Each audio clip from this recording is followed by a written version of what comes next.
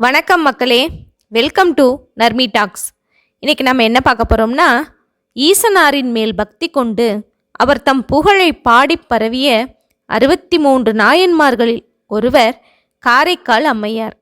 அவர் இயற்றிய நூல்களில் ஒன்று அற்புத திருவந்தாதி.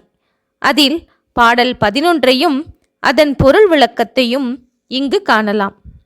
ஒன்றே நினைத்திருந்தேன், ஒன்றே துணிந்தொழிந்தேன், ஒன்றே என் உள்ளத்தின் உள்ளடைத்தேன், ஒன்றே கான் கங்கையான் திங்கள் கதிர்முடியான் பொங்கொழிசேர் அங்கையாட் காளாமது. இதன் பொருள் என்ன தெரியுமா?